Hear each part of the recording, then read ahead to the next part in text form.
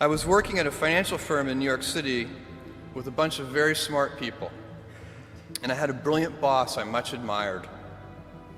I went to my boss and told him I was going to start a company selling books on the internet.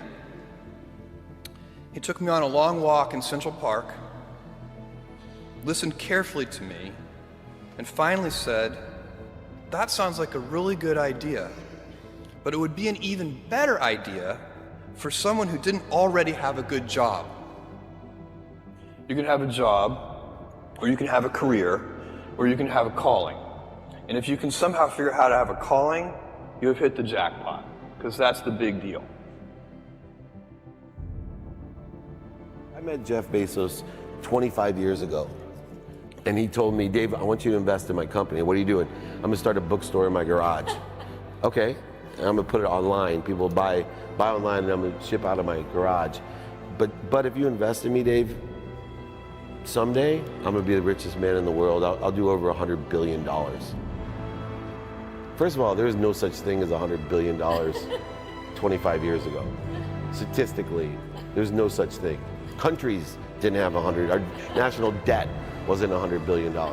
And this dude's telling me at 26 years old that he's gonna be the richest man in the world because he has a garage and the internet? That was his truth. No, but he did not know it, and neither did I. But the difference between him and I is I was laughing, scoffing, and jesting at him, and he was already applauding himself, going, at the right way, at the perfect time, I'm gonna make as much as I can as quickly. And I'm sitting there going, there's no way this is gonna be a big business. Do something you're very passionate about, and don't try to chase what is kind of the hot passion of the day. Seen in that light, it really was a difficult choice, but ultimately, I decided I had to give it a shot. I didn't think I'd regret trying and failing, and I suspected I would always be haunted by a decision to not try at all.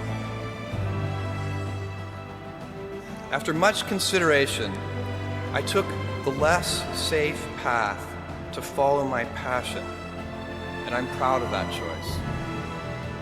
As a young boy, I had been a garage inventor. I'd invented an automatic gate closer out of cement-filled tires, a solar cooker that didn't work very well out of an umbrella and aluminum foil, baking pan alarms to entrap my siblings. I'd always wanted to be an inventor, and she wanted me to follow my passion. There's a military phrase that I especially love, and it says, "Slow is smooth and smooth is fast." And I have seen that in every endeavor I've ever been in.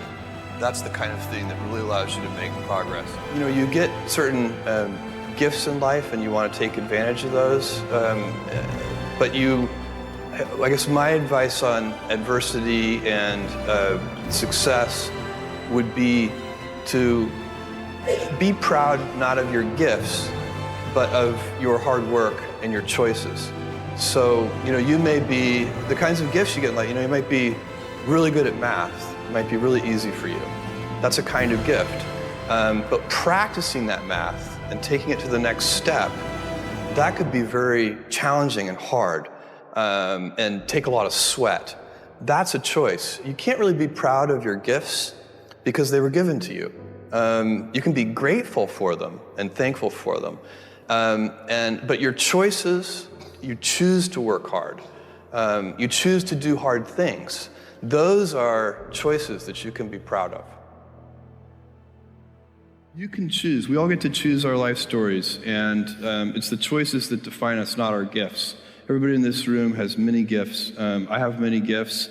You can never be proud of your gifts because they're gifts. They were given to you. You might be tall, or you might be really good at math, or you might be extremely beautiful or handsome, or there are many gifts, and you can only be proud really of your choices because those are the things that you are acting on. And one of the most important choices that each of us has, and you know this just as well as I do, is you can choose a life of ease and comfort, or you can choose a life of service and adventure. And when you're 80, which one of those things do you think you're going to be more proud of? You're going to be more proud of having chosen a life of service and adventure. We've never been a better time to be alive.